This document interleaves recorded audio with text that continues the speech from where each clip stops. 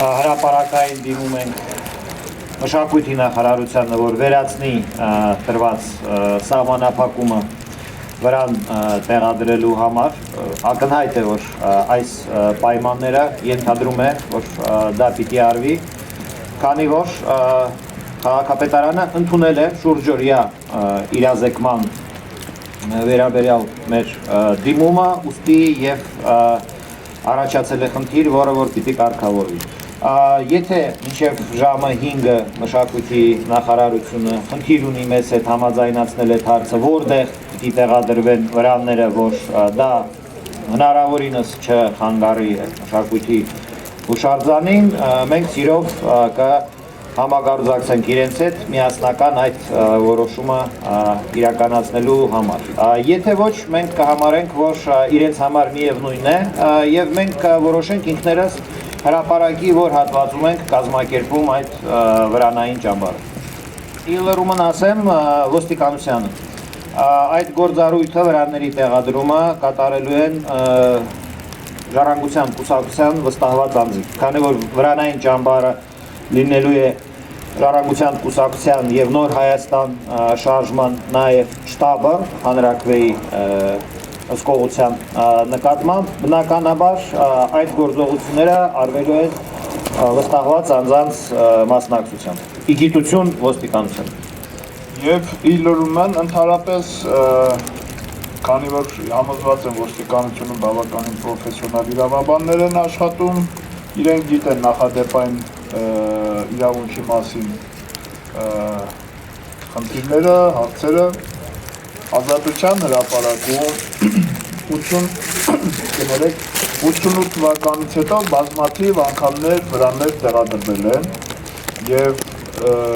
վերջի անգամ եղել է 11 թվականին։ Միանշանակ է, որ որքան էլ ասֆալտը որակով փռված լինի բետոնի սյուների վրա, դուք տեղյակ եք, որ այս ձեր կանգնած տեղից ներքև ավտոկանգառ է, բետոնապատ, որքան էլ բետոնը որակով լինի, ասֆալտն էլ որակով փռված լինի, դա մշակութային արժեք չէ։ Մենք չենք պատրաստվում վրաներ տեղադրել օպերայի շենքի վրա, մենք չենք պատրաստվում վրաներ տեղադրել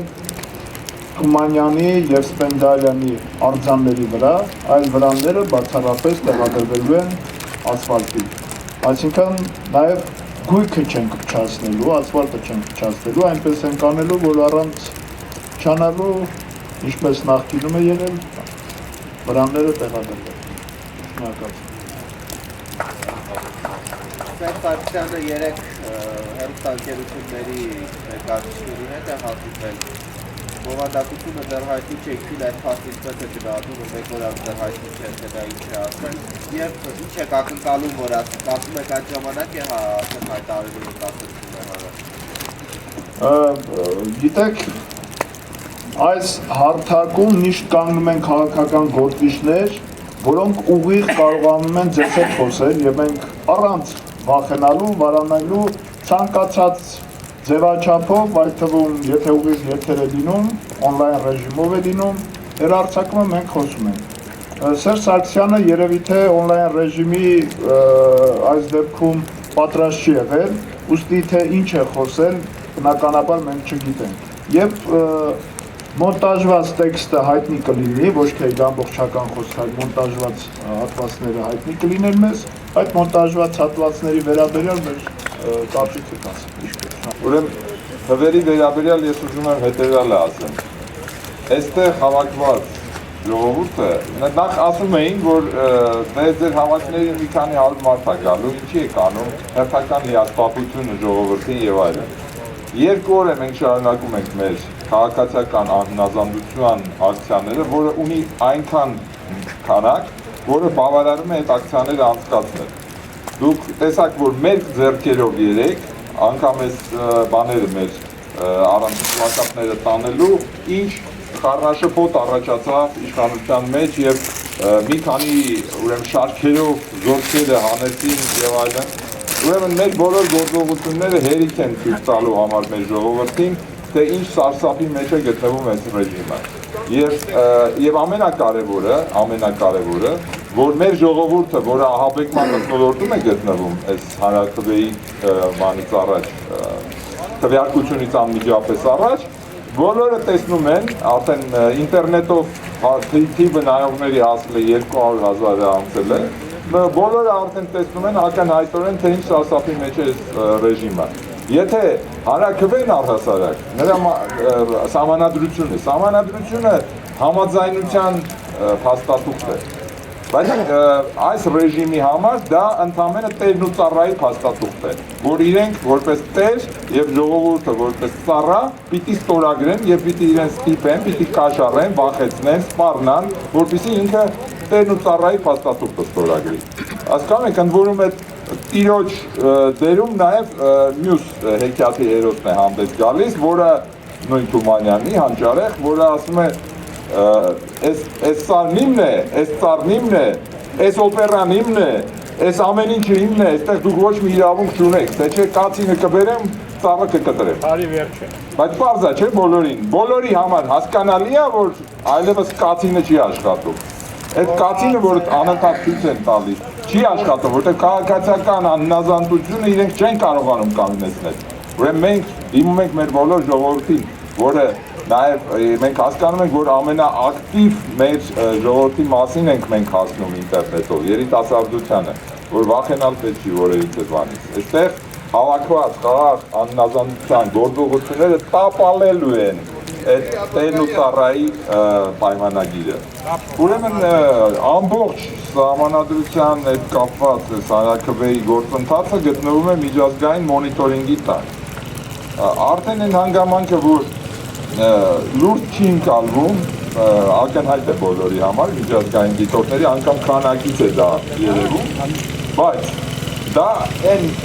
բացառիկ հնարավորությունն է տալիս, որը կապում է ռեժիմի ձեռքերը։ Իհարկե ռեժիմը գիտենք, հանցագործ ռեժիմ է, քրեական ռեժիմ է եւ իրենք միշտ կարող են բռնություններ անել։ Եվ իմիջիալոց այս վերջի օրերի բռնությունները հենց Ազատության հրապարակում խուզարկությունների փորձերը միտված էին բիժեցնելու, վախեցնելու ժողովրդին։ Բայց եթե իրենք անգամ դրան գնացին, ապա դրանով լեգիտիմացնելու են հանրաքվեն եւ իրենց հիմնական նպատակը, այսինքն կայունացնել իրենց կուսակցապետությունը միջազգայինորեն տապալվելու է։ Այնպես որ իհարկե շատ կարևոր է, որ միջազգային դիտորդներ կան, իհարկե կարևոր է այս հանդիպումները, որոնք դուք նշեցիք, եւ դրանց նպատակը անընդհատ տեղեկություն տալն է, թե ինչ ապօրինության հերթական պորցիաներն են օրական կատարում։ Մենք ասել ենք, որ գործընթացը շարունակական է լինելու եւ դինամիկ մեր որոշումները, որոնք ուրեմն մենք անպայման քննարկելու ենք ժողովրդի հետ եւ տեղեկացնելու ենք իրենց հերթական քայլերի մասին, ինչը որովհետեւ քան ձեռնարկել է, կախված են լինելու հանգամանքների, դեպքերի զարգացումից, որտեղ մենք գիտենք, որ ջղադիկ վիճակում գտնվող համակարգը ամեն տեսակ անմտություն կարող է գործել։ Դրա համար կախված իրենց գործողություններից մենք էլ մեր հետագա գործակալները կհայտարարենք։ Ուրիշ հնարավոր է, որ ոչինչ շտաբի հետ հերթով ներեգություն, հերթով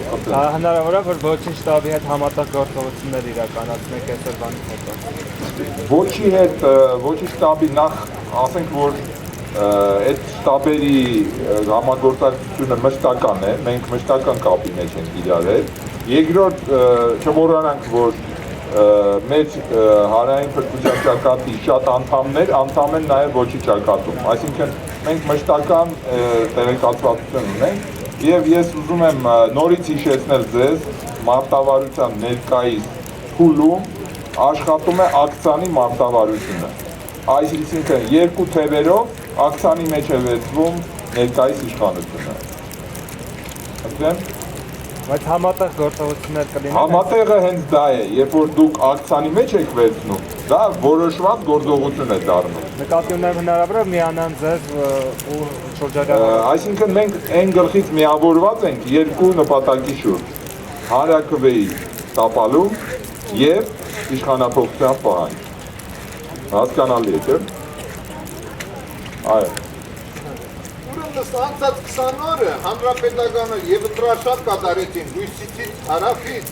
միշտ ասացին, որ նոր սահմանադրությունը մեծ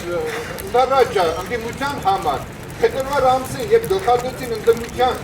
գործող լիդերի, ինչպես բացատրել նրանց ընտրաշարժը։ Ուրեմն բոլորս շատ լավ հասկանում ենք, որ Հայաստանում ժողովրդավարությունը դա դեկորացիա է։ Դեկորացիա է արդեն իսկ ստեղծված կուսակցապետության,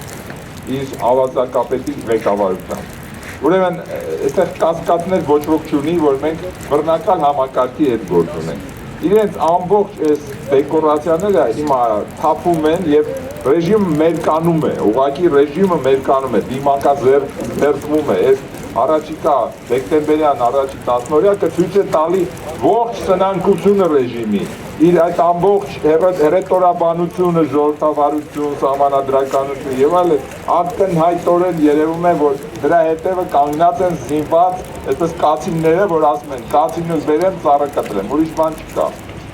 Այնպես որ այդ շոուներով ոչ ոք այլևս չի կարող խաբել։ Հիշում եք Շեքսպիրի այդ մի տողերը կան, ռուսական ֆիլմ կար